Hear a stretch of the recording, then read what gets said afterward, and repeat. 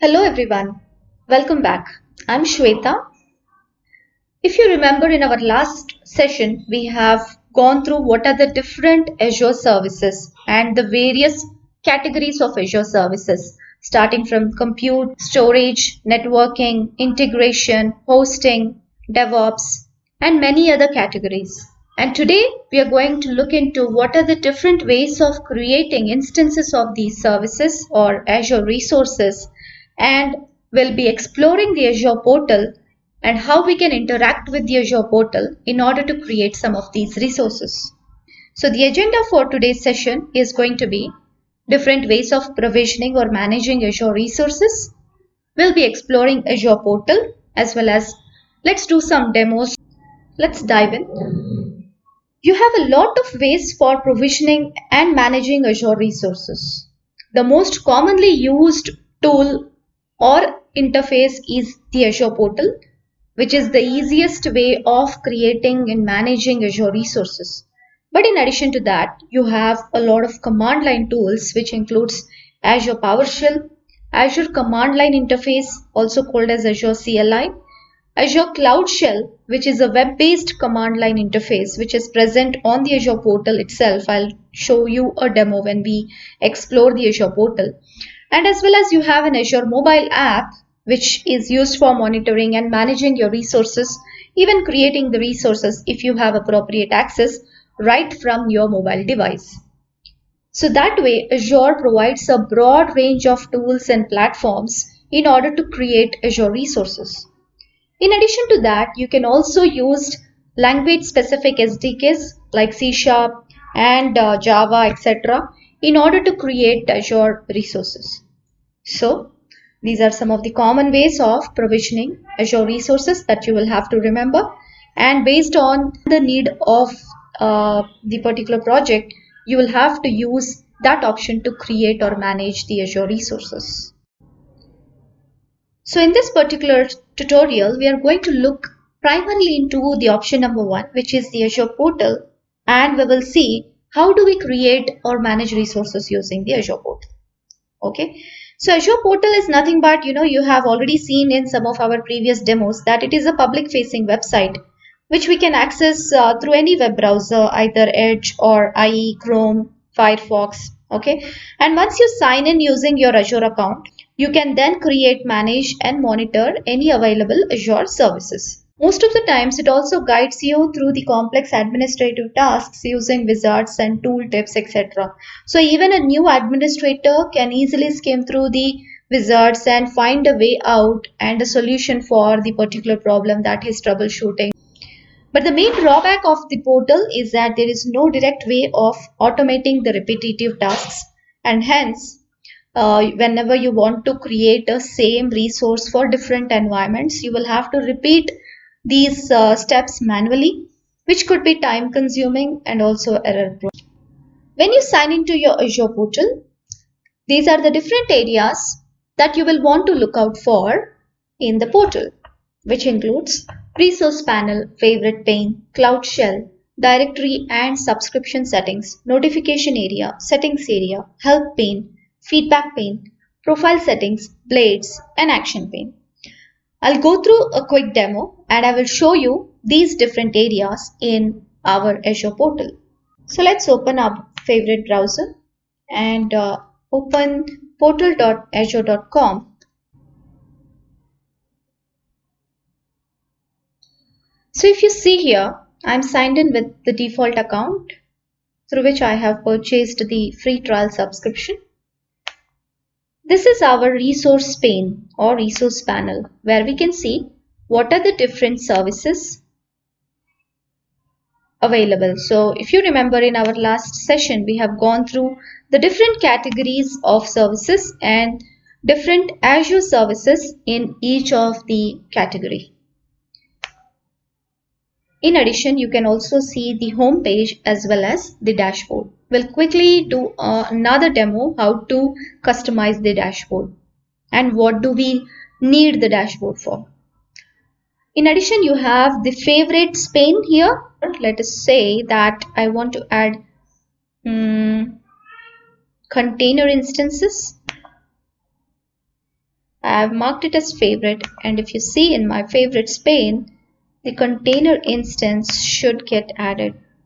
Oops. So that's the favorites pane. In addition, you have the Cloud Shell. If you remember, this is one of the ways of provisioning and managing Azure resources. It's a web portal based command line interface. You can use the bash prompt or the PowerShell prompt. Let's not go into detail here because we will have few sessions dedicated to this particular topic. Closing this bash prompt. You have directory plus subscription area. Here you can see what is the default directory and what is your subscription, this default subscription filter. So if you remember, in our very first videos we have seen that for a particular subscription you can have only one default directory, and you can see what are the different directories available, and at a given point of time you can attach a subscription to a active directory or a tenant. This is the notification area. Here currently I'm seeing that I have a whole lot of 13,000 credit remaining, and I can also click here to upgrade to the pay as you go subscription. This is the settings area where I can change some of the portal settings. What is the default view? If you want to see the dashboard as your default view, if you want to have the resource menu docked, then you can go for this option, and you can also select the themes, etc. So these are some of the portal settings that you can check. Now this is the help pane. As I mentioned to you, it can tell you what are the different new things that are coming up, what is the Azure roadmap, and some of the guided tools for the complex administrative tasks, etc. So you can also connect with an Azure expert and basically ask your queries there. So this is the help pane. Now the next is the feedback pane, where the Azure product team is looking out for direct feedback about your experience. This is the profile. This is my profile. I can go ahead and switch directory, and I can also look into the profile settings here. So by now you have understood from point number 1 to point number 9. Now we will see what is Blade and what is an action pane. Okay, so if we go back to the Azure portal and let's try to open any of the existing resource groups. Do not bother as of now. I understand that these terms could be new for you, but as of now just concentrate on what is a Blade and what is an action pane. Okay, so I have some existing resource groups, so I'll click on one of them, and when I see the resources in the resource group, I have two resources. So if you see here, the moment I'm clicking on a particular action, a Blade is opening up. Okay, so this is called a Blade, right? This area is a Blade, this new area is a Blade. If I close this existing Blade, then I'll go back to where I was, right? Now if I want to see what is an app service plan here, then another Blade opens up. Okay, so that's a Blade.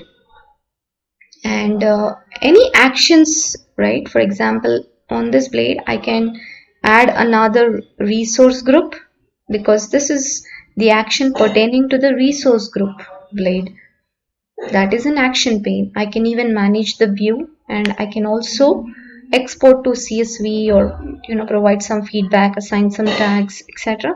So all the actions that I can perform is part of the action pane. Okay, I'm going back, so it will take me back here. So in short, whatever opens up the entire section here is a Blade, and the actions that you can perform is part of the action pane. So I'm going to go back to the PPT to give you a quick recap on what we have did here. So if you open portal.azure.com, this area is the resource pane. This is the favorites pane, right up to here. If you open any of the resources and click on that small star mark there on the resource itself, then it gets added to the favorite pane.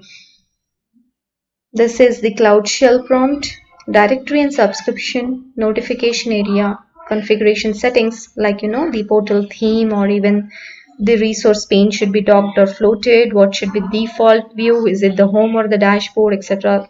Those things you can see here. This is the help and support if you want to create a support request for the product team. Feedback pane where you can provide feedback. Are you happy with the services or not? And this is the the user profile using which you have connected, and if you want to change any account settings, then you can, if you click here, a small window opens up. And in addition, this particular area is a blade, and this area is an action pane. Okay, so in the next video we are going to understand how we can create a dashboard, share a dashboard, and even edit a dashboard using the graphical user interface or even using JSON. So stay tuned, and we'll be exploring the Azure portal a further bit more in our next video. Thank you so much.